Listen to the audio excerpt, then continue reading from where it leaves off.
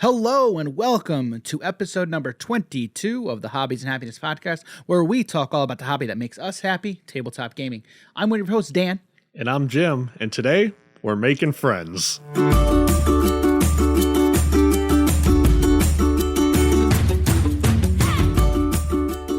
As always, Jim, that is always a fantastic intro. I love it. Today, like Jim said, we are indeed making friends. We've got our next community spotlight, and today we sit down for an interview with Kelly. You can find her on Instagram at Geek Chick Gamer. So we're going to make sure to leave links to her page down in the description so you can check it out. We had an awesome time chatting with her. She is a lot of fun, as you are about to see and hear. And you know what? Without further ado, let's just get right into it for you guys. All right. So today we are joined by Kelly. Kelly, how are you? Good. How are you guys? We are awesome. I mean, I'm good. How are you? Good. Jim? Pretty good overall. Good? Yeah. Sorry. If you were in a poor mood, I would just pump you up with my peppiness.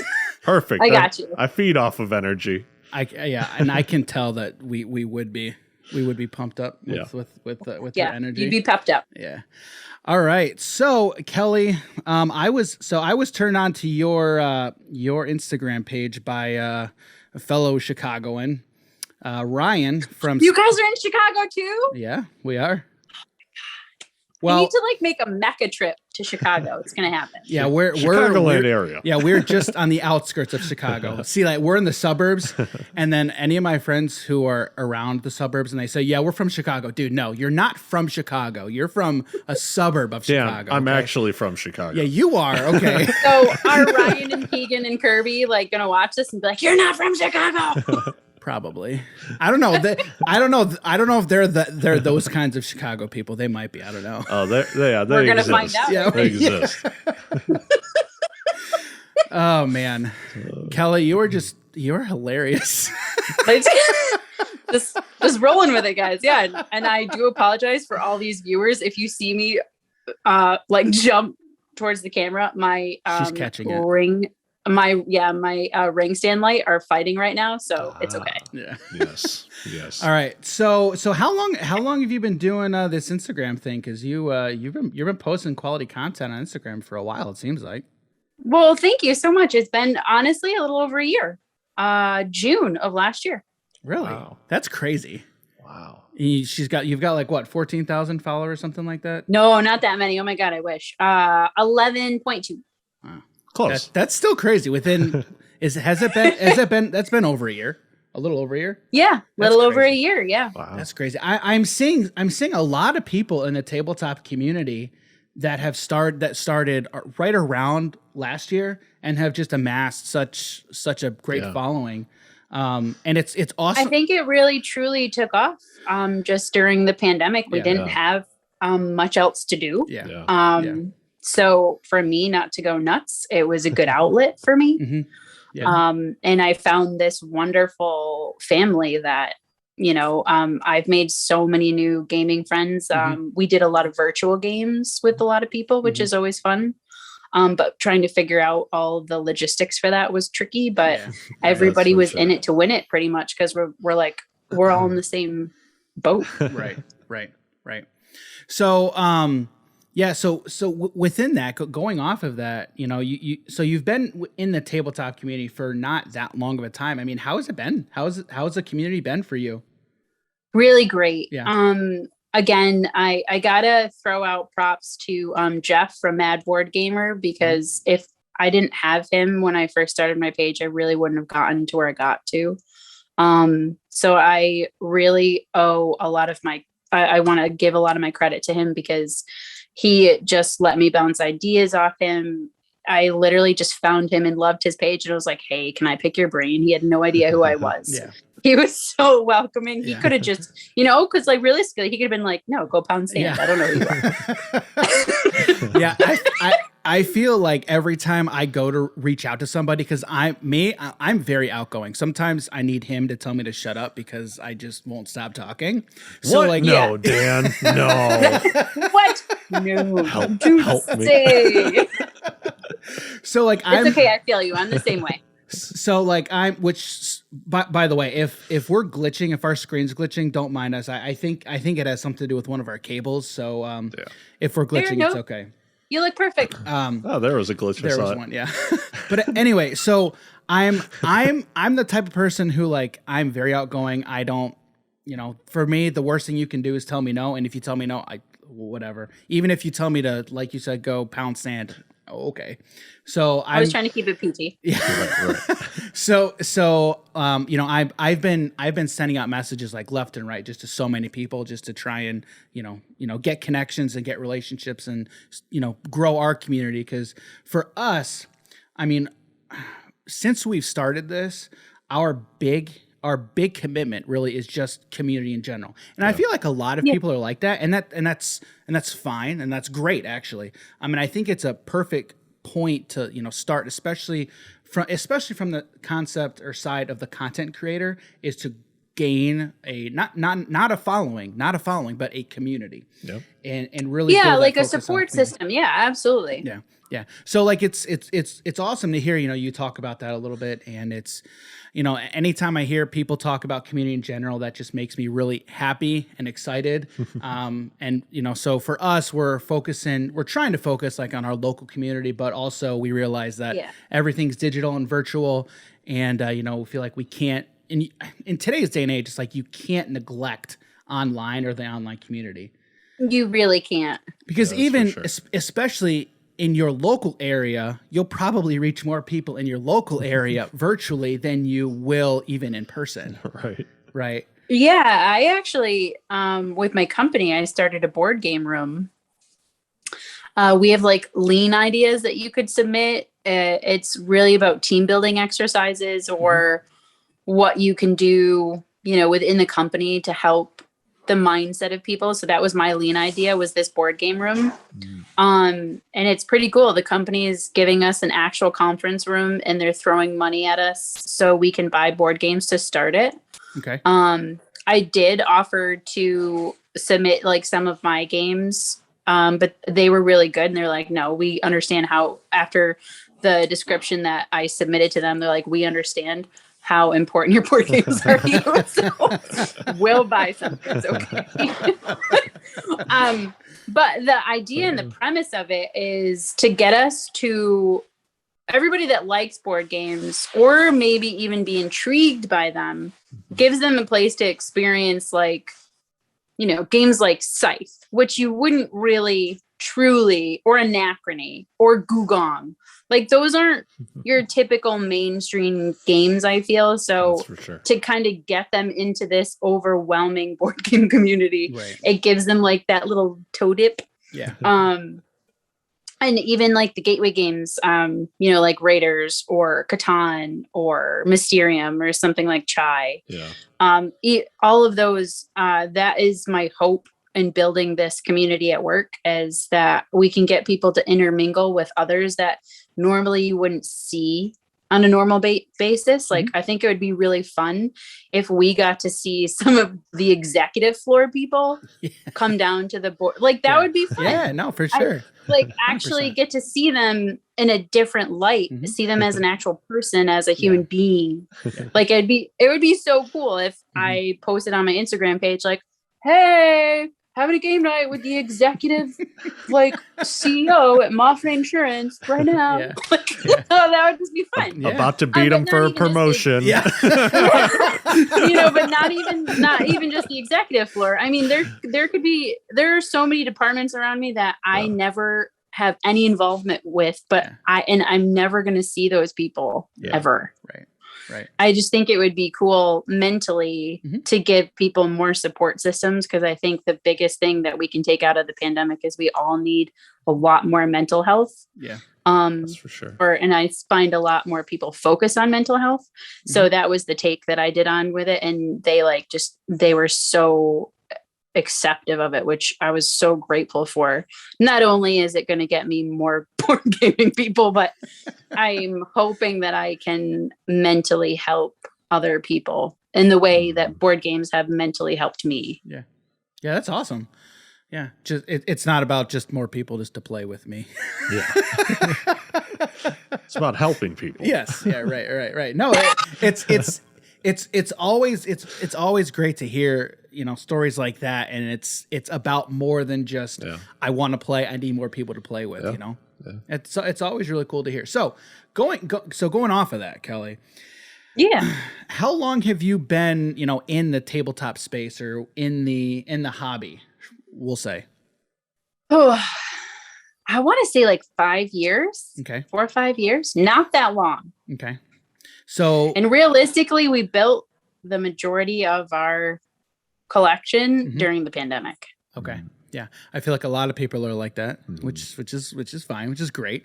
But what were some of the games that got you into the hobby? So what got you into this? Catan. That's a good one. That was a great one. It's like that. How many times have you heard that? A lot. Yeah. Because that was me too. That was me too. It probably went Catan, Carcassonne. Mm-hmm. We got Ticket to Ride. 5 tries. The Evergreens. Small World. Exactly. Yeah. We ran through Days of Wonder, Memoir 44. Yeah. And then I think our first jump up, because those are all just fun games, right? Those aren't not deep, crunchy strategy games. Yeah. Right. So I think the first game that actually we just went for it was Betrayal on the Hill. Ooh, yes. Betrayal, House on the Hill. Yep. One of my favorites. That at Barnes and Noble. Yeah. Jim. But that was before Barnes and Noble actually got in on the board gaming. Yeah. Right. So we were like, what is this? Why is this on the shelf? What is this green box? Because it's amazing. So we ate that up. Yeah. We taught that to all of our friends. We're like, you need to play this. And realistically, to this day, even with the expansion, the Widow's Walk, we still haven't played the same scenario once. That's what you're saying. That's what I'm saying, Dan. There's so many. We have literally played that game at least 30 to 40 times now. Wow. Yeah, there was actually a single time where I was playing it at our game store, and we played one game. I forget the ending, but the next game it was the exact same ending. We were just like, "You got to be kidding us!" Yeah, there's 60 different things. So I was shocked that we just haven't had the same ending. I'm totally flabbergasted by it, but it hasn't happened. Wow. And it was probably one of our most virtually played games during the pandemic. Really? Wow. That makes sense. Yeah. That makes sense. Yeah. It's an easy one to do. Yeah. I was going to say, setting up a lot of the things online, if you're not on Tabletop Simulator, seem pretty difficult. So. Yes. No, so when I say virtually, I call them VGN, my VGN nights. Virtual game nights. I have a computer. Yeah. You have a computer. And I have a webcam on the table. So my computer is showing me and Justin, my husband. And then our webcam is pointing down.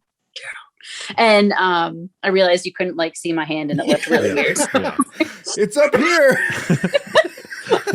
So then we have the webcam pointing down at the table, at the board. So then your logical thought is well, it's Betrayal, it builds out. But so we just put it down to where you build out the foyer and the stairs and stuff. Right.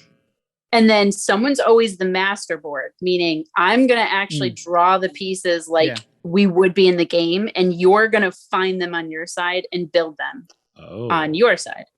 So what we do is usually we let inexperienced virtual game night people, we let them be the master side.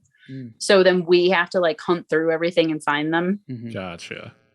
So if they normally for Betrayal, it was easy because you can just split up all the rooms of the house and we put them alphabetically, which made it super easy to find them. Right. And cards with Widow's Walk. Yeah, there's a crap ton of cards. So that wasn't that bad. We just put those alphabetically too. So they would just be like, you got this. And I'd be able to pull it out real quick. Yeah. There wasn't any lag time, but it was nice because the people playing on the other side, sometimes they'd have a webcam. Sometimes they wouldn't. If they didn't, it wasn't really a big deal because we had our board showing, right? But it, in a sense, like, so the laptop that was showing us to them, it was obviously we had it, so they were on our screen. So it literally was like they were sitting across the table from us. Yeah, that's cool. But it, you know, it made like it how we have it set up, because we've essentially got a monitor that's at the end just of our like table. this, realistically. That it feels like you're right at the table here with us. Yeah, which is cool. So we made it that way because obviously with the pandemic, we're like, we need to see people, but we can't move. Yeah. So that's what we did, because it made us feel like at least you were just sitting on the other side of the table. Yeah. And when we both had physical copies in front of us, it's not like we were just playing with like a virtual piece. We were actually playing the game. Yeah. Right. Yeah. Yeah. We've talked about, you know, in-person play versus, you know, online play on the podcast a few times. And one thing that, you know, I've said quite a bit is, you know, how we much prefer to play all these games over a table and in person. And, you know, because we're all about building communities over the table. Yeah. Having all of these tools at our disposal is awesome. And it's great to have, because again, like I said, it really feels like you are here sitting at this table with us, just how we have a screen, and it's really, really cool. And it's awesome. Yeah. We did so many virtual nights. I actually reached out to Vorpal Board. I don't know if you've heard of them. Okay. They do something very similar to what I'm describing, but they take, so the webcam that I have, they take that webcam away and they make the board like virtually available to the other player. Oh, okay. But it's neat because it's like there's a little box and it scans the pieces onto the board, so they're the actual pieces. They're not just like this little blob. Oh, okay. Or if someone got a card, I could scan it in and they could see it on their side without me having to like be like, this is the card you got. Oh no, I know what you have. Yeah. But yeah, so imagine playing Texas Hold'em like that. Yeah, that'd be terrible. Yeah. So yeah, I am exploring that with I win them. again. I'm hoping to be able to front run them for that, because it's very intriguing to me. It sounds very interesting. It sounds really cool. So, what are some of your favorite types of games? So what genre or mechanic do you tend to go towards, or if there's one at all? So when I first started out, when you asked me that question, I wanted to kind of take you through my journey of how I've evolved. Go right ahead. Go right ahead. So worker placement was my jam for the longest time. Okay. And I think truly in my heart, it always will be. Worker placement just gets me giddy. Like, I could take this action space and I just took it away from you. That sounds like a good strategy, Dan. I don't know, but I do enjoy the strategy behind worker placements. Like, you have to think about who you're going to move where and when. And so I like that. I'm a big strategy person. I like crunchy strategy, meaning something that is gonna, it doesn't always have to be a brain burner, but yes, I thrive the most in brain burners. If I could play a brain burner every night, if I could convince my husband to play a brain burner every night, we would play a brain burner. That's the rub right there. It's convincing. Convincing somebody else to do it. I have started checking out my games that have solo mode, because a lot of my followers are like, well, how does this play solo? And I'm like, I don't know. Yeah. So that is my push to do that more. But no, truly, it's the crunchy. So something that's going to really make me think long term. Something that's going to allow me to do a lot of combo moves. So that just brings me right to Lacerda. I can't go longer than an hour on those games. I don't care. I just don't care anymore. Dan knows what I'm talking about. Lacerda is just a god when it comes to board game creation. And I just hope one day that man makes a deck builder, because I would just love to see how he does it. Yeah. I'm But right there yeah, with you. so I'd sign up for it. but truly, yeah. So right now, the things that if I can make my turn that's only supposed to last like 8 seconds, like 2 minutes long, because of Woo. all the combos I'm doing that just trigger one Yeah. thing after another. Yeah. That is my favorite right now. Yep. I also really do like deck builders. I love the strategy behind deck builders of you have to in truly Lost Runes and Dune or my Imperium are my favorites right now. Ooh. We but I still have love yet to play those, and we've got Dune sitting right there. Yeah. I just love how, especially Dune, you could go one way or another. So the first time we ever played it, we're pretty big Dune fans. My husband grew up with that. Yep. So like the originals and the books. So when we played that, he was super excited to go the Bene Gesserit route. And he's like, normally I would stay far away from these, but just because of Dune. So he was like, but I have to do it. So, because he got like one card and it was amazing. And he's like, oh, look at this. Look at that. I love that. I love that with deck builders or card games in general, where you see a card, you're like, okay, no, I have to take that. Yeah. Yep. And Lost Rune gives me that like same giddiness. If something good comes up and you're like, oh, this is going to come up again because it's in my deck.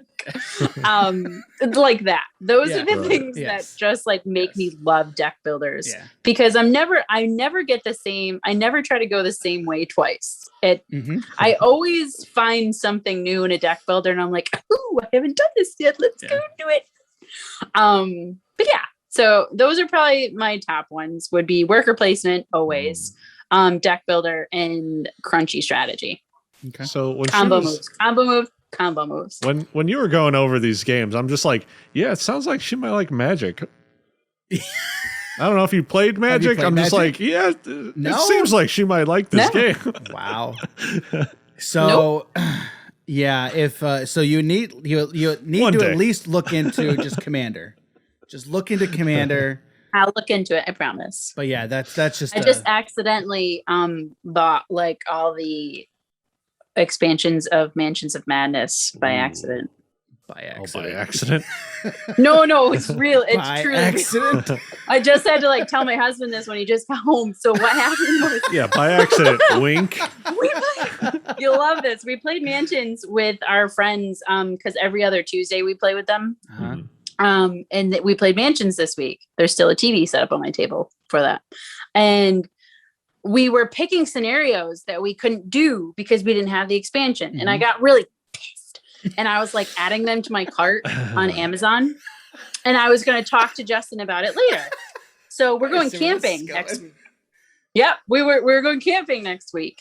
And we needed like just a couple last minute things. It was I was getting what was it? Tablecloths for like the outdoor picnic table. Yep. So I threw them into my cart and I just hit buy now. And I get this email and I was like, I forgot to take this. It was like $186 and I didn't really think about it.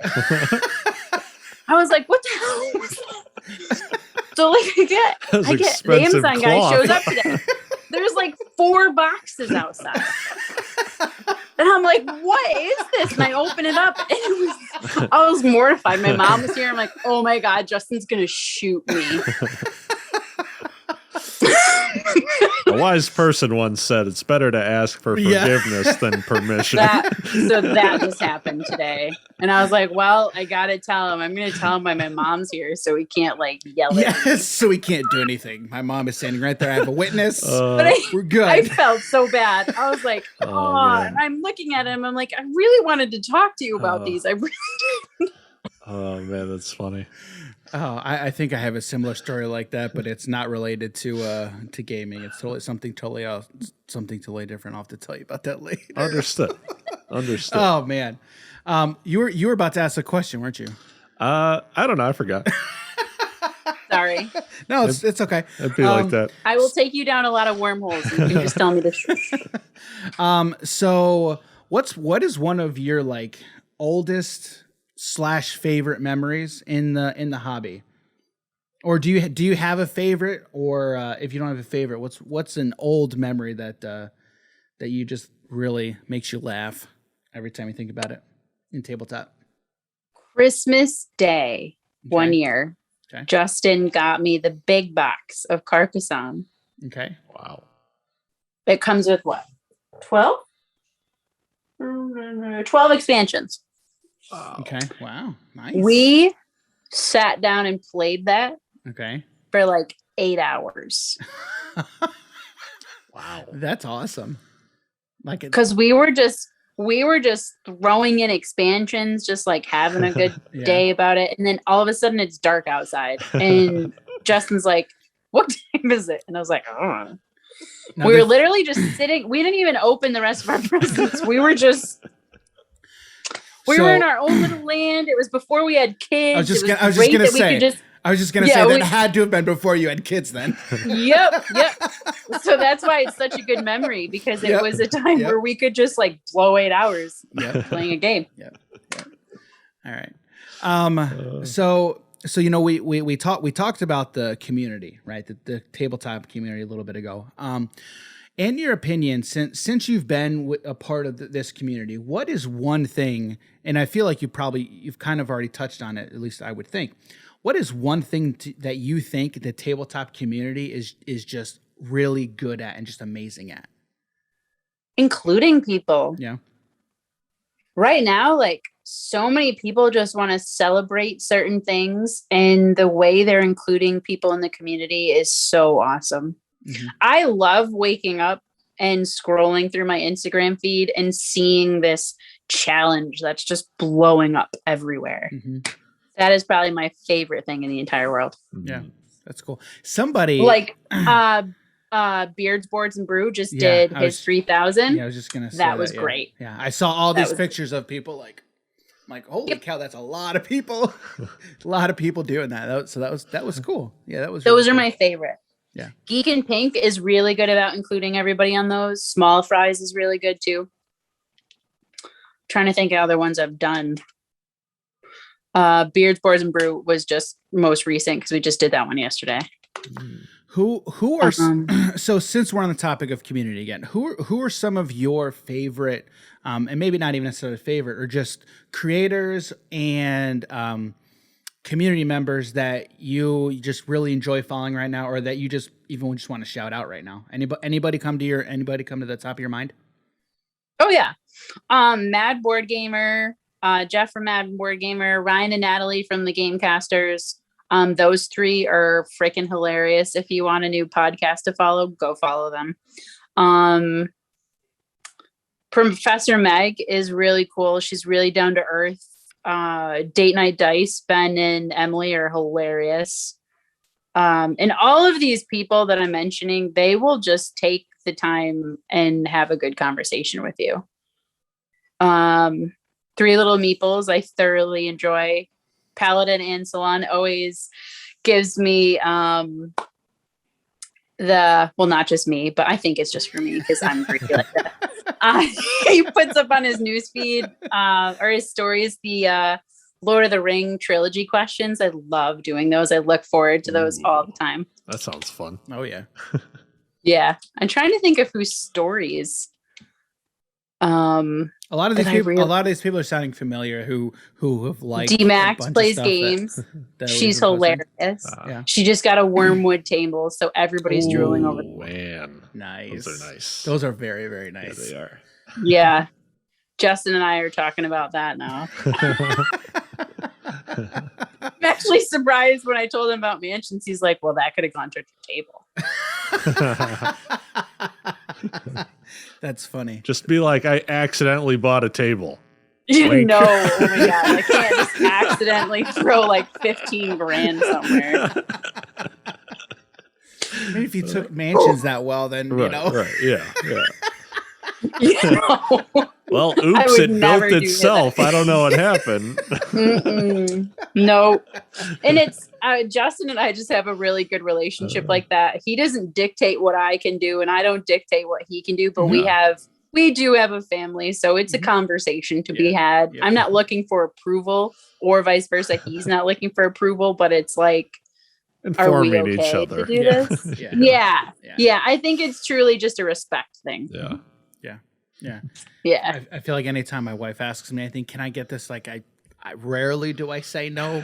You know, I'm just like, Yeah, that's fine. I don't want to feel like I'm telling you no, you can't do something. Yeah, It's just, no, but I think it truly is just one of those respect things. Yeah, for sure. All right. So we asked you this a little bit ago, and it sounded like you kind of had your answer already. So one thing that I want to ask everybody that comes on the show, okay, is if you were stranded on an island. Well, let's not say stranded because that would imply you'd have to be able to play it by yourself. Yeah. But if you had one game that you could only play, all right, for the rest of your life, okay, at this time, what would that game be? Lisboa. Okay. Why? That game is just awesome. I've never even heard of this. Neither have I. I have not heard of That's a Vita Lacerda game published by Eagle Griffin. Okay. Truly, if I were to rank the hardest games in our house, Justin and I fight over which is harder, Lisboa or On Mars. I would say Lisboa is, and he'll vote On Mars is. Okay. But Lisboa to me is just one of those crunchy games where I can really sink my teeth into it, and I will get lost in that game. I could have the crappiest day in the world. Work could suck. My kids could be absolute nightmares. My mom could have ticked me off, and I can sit down to that game and all my worldly woes will just go away. And it's something I can just sit down and literally not think about anything else. My Lisboa walls are up and I'm totally immersed into that game. Okay. What kind of game is it? So Lisboa is a resource management. Okay. You have cards in your hand that you're playing. And the whole premise of the game is about the town Lisboa that got raked by a 8.5 earthquake, then a tsunami, followed by 3 days of fire. So you're supposed to rebuild the town of Lisboa. Wow. In the game, you have several different things to worry about. You have to get enough money to build stores, to get resources, so then you can do state and political actions with the builder, the king, and the clergyman. Then you actually have a clergyman. Well, he's not the clergyman. He's like the Catholic priest guy. Mm-hmm. I don't know what he's actually called. He has a name. I just don't remember. Okay. I would show you the board, but it would take up my camera. It is a table leader. Okay. But those are fun. Those are always fun. So literally you have to get enough money to build these stores to rebuild the town. And to do that, I'm not kidding you. You need so much money to do it. And money is so scarce in Lisboa. So, you don't have a choice. You have to figure it out because otherwise you don't have resources. Because without resources, you can't take those actions that I just mentioned. And that is the meat of the game. Okay. You have to take state and political actions and treasury actions to do certain things around the board. And you can also, so you have to get influence, you have to build ships to sell your goods to actually get money, but you also need your goods to take those actions. You need goods to take the action with the builder that will allow you to build the store. You have to take resources to take an action with the king that allows you to pick up decrees, or you take an action with the church guy. Which costs more resources to take the church action or open a public building. There's a lot of scoring. So if you build a storehouse and it's color coded, they're like green, yellow, pink, and there's one other color, and I just don't think orange. And so the public houses have all those different colors on them. And when they meet, you get to score all the public houses below them that meet the same color. Okay. Then you can throw in the mix of decree cards where you can pick up as many as you want. And those are all end game scores. So as soon as someone starts picking those up, they can literally run away with the game. But Vito Lacerda did a good thing. He made a promo. It's the queen. It's a queen card. She literally covers up the king. And when a certain thing triggers in the game, she goes out and you can pick up no more decree cards. Okay. So I liked that they fixed that loophole. But it's a fun game too, because it triggers in the middle of the game and a new era comes in. So you have new cards and You can pick up clergy tiles too. There's literally a little clergyman in the middle of the board, and he moves around these tiles. And whenever you can pick up random tiles that all give you special powers. When you unlock storehouses on your player aid, that gives you special powers. Like you can produce, instead of one good, you can produce 2 of the same good, or 3 or 4 of the same good. You can build ships for less. I could go on and on. I love that game. Well, it sounds like something that we need to look into. That's for sure. Well, I don't think it should take longer than an hour, Dan. It's going to take you longer than an hour. I've taught a couple people that game. Jazzy Loves Games is another page that I would definitely mention. She is just such a cool, down to earth person. I post a lot about Lacerda games, and one day she was just like, this has been sitting on my shelf, and I'm like, let's get it off. I'll teach you. And she goes, you kidding me? And I'm like, no, I'll teach you. So I taught her. Man, if playing a game takes a while. Yeah, what about teaching a game? That's the thing sometimes with Jim, that I'm like, if I have a game that I know is going to take a while, I'm like, all right, I got to find somebody else other than especially Jim. If it's 1v1. Like yes. that's like even it's worse. Lizboa took us 4 playthroughs to get it right. Wow. Really? Wow. That's crazy. But to be fair, honestly, that was our first Lacerda game. No, that's a lie. Vinyos was. Okay. Second. But the level between Vinyos and Lizboa was such a steep jump. We weren't expecting it, and it just took us a really long time to wrap our head around it. Yeah. Sure. See, I don't even know if I've really ever played a game like a board game as deep as one like that. I'm over here with my cards just playing card games. But don't get me wrong, like we played Raiders of the North Sea last night. I will pull that game down anytime. I saw that. Every time Justin's like, can we just play like a fun game? Let's play Raiders. And he's like, we play Raiders all the time. So I switch. I go back and forth between Raiders and Tane Garden. Have you seen their new Kickstarter of the other expansions that are coming out for Raiders? Have you backed them? Oh, no, not for Raiders. No, it's not for Raiders. It's for, I don't even know which one it's for, because there's just so many different ones. Because I still have yet to play. You're probably thinking about, oh shoot, it's not down here. Artisans, I think. Okay.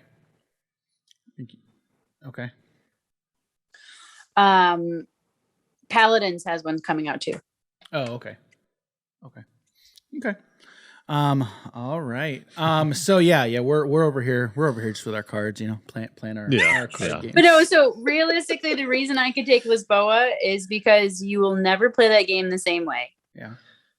There's so many things to change that game up, so it's not the same over and over.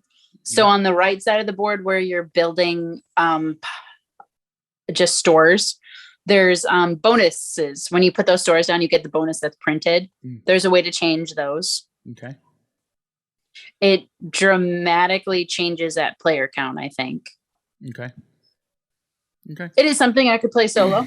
So if I got stranded on an island, I'm good. I'm like, if I get stranded on an island, I don't want to bring a game.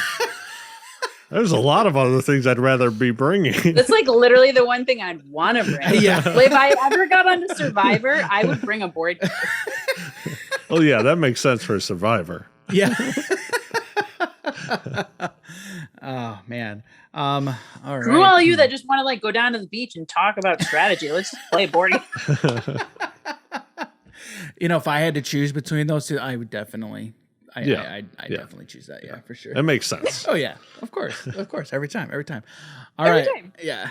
All right. Well, thank you so much, Kelly. That was awesome. I'm going to be linking all these people that Kelly mentioned, definitely in the description of the podcast and the video. So you can, everybody, I know I'm going to be checking all these people if I haven't already.